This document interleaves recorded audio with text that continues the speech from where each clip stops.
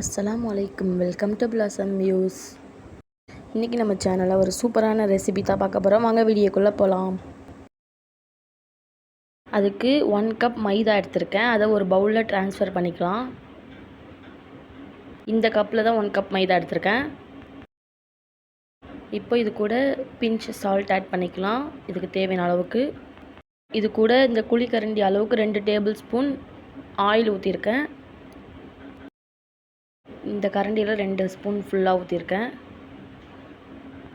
இப்போ இது எல்லாத்தையும் நல்லா மிக்ஸ் பண்ணிக்கலாம். இப்போ இது கூட கொஞ்சம் கொஞ்சமாக தண்ணி ஆட் பண்ணி நம்ம டோவாக பிசைஞ்சு எடுத்துக்கலாம். ரொம்ப கெட்டியாகவும் இருக்கக்கூடாது, ரொம்ப தண்ணியாகவும் இருக்கக்கூடாது.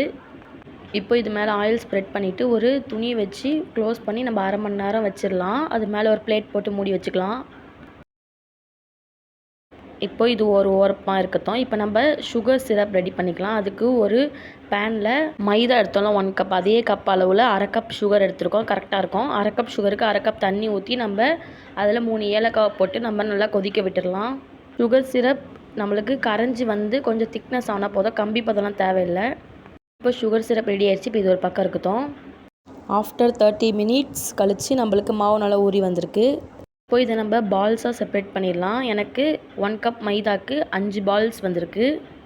இப்போது கவுண்டர் டாப்பை க்ளீன் பண்ணிவிட்டு அதில் மைதா டஸ்ட் பண்ணிவிட்டு நம்ம இதை சப்பாத்தி உருட்டுற மாதிரி உருட்டி எடுத்துக்கலாம்.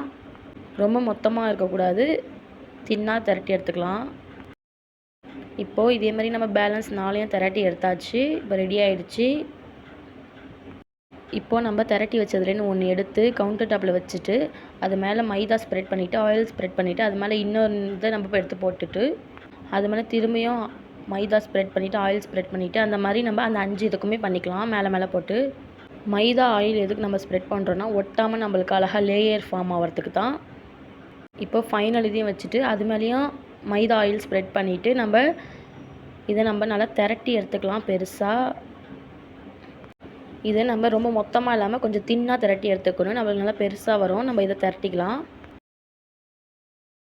இப்போது திரட்டியாச்சு. பாருங்கள், நம்மளுக்கு பெருசாகவும் வந்திருக்கு, தின்னாகவும் நம்ம வச்சுருக்கோம். ரொம்ப தின்னாக்கிடக்கூடாது அதுக்குன்ட்டு. இப்போ ஃபைனலாக அதுக்கு மேலேயும் ஆயில் அண்டு மைதா ஸ்ப்ரெட் பண்ணிக்கலாம். இப்போது இதை நம்ம ரோல் பண்ணிக்கலாம்.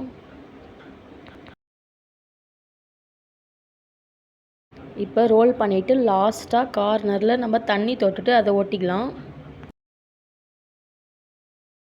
இப்போ நம்மளுக்கு ரோல் ரெடி ஆகிடுச்சு. இப்போ நம்ம இதை மெலிசாக கட் பண்ணிக்கலாம். ரொம்ப மொத்தமாக கட் பண்ண வேணாம். பாருங்கள், இந்த மாதிரி கட் பண்ணியாச்சு. கட் பண்ணோன்னே இப்படி உள்ளார லேயர் ஃபார்ம் ஆகிருக்கும். இதை நம்ம இது மாதிரி ப்ரெஸ் பண்ணி வச்சுக்கணும். ஃபிங்கரை வச்சு ப்ரெஸ் பண்ணுறோன்னா அழகாக ஷேப்பாக வந்துடும். எல்லாத்தையும் இந்த மாதிரி ப்ரெஸ் பண்ணி ஒரு பிளேட்டில் எடுத்து வச்சுருக்கேன். இப்போ ஒரு கடாயில் ஆயில் ஹீட் பண்ணிக்கலாம். ஆயில் ரொம்ப ஹீட் ஆகக்கூடாது, நார்மல் ஹீட் வந்தோடனே இதை போட்டு நம்ம பொரித்து எடுத்துக்கலாம். இதை மீடியமாகவே வச்சு பொரித்து எடுத்துக்கணும், இல்லைனா நம்மளுக்கு வெளியில் கலர் வந்துடும், உள்ளார வேகாது. இப்போது ரெடி ஆகிடுச்சு, எடுத்துடலாம். இந்த மாதிரி எல்லாத்தையும் போட்டு பொரித்து எடுத்துடலாம். இப்போ நம்ம சுகர் சிரப் ரெடி பண்ணி வச்சுருந்தோம்ல, அதில் நம்ம பொரித்து வச்சு எல்லாத்தையும் போட்டுக்கலாம்.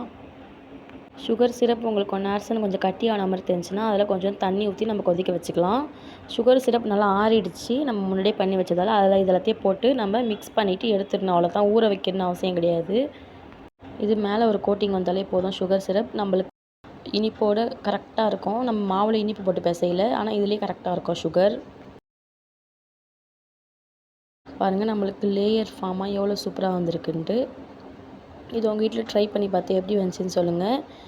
மறக்காமல் சப்ஸ்கிரைப் பண்ணிடுங்க அண்ட் லைக் பண்ணுங்கள், ஷேர் பண்ணுங்கள். தேங்க்ஸ் ஃபார் வாட்சிங்.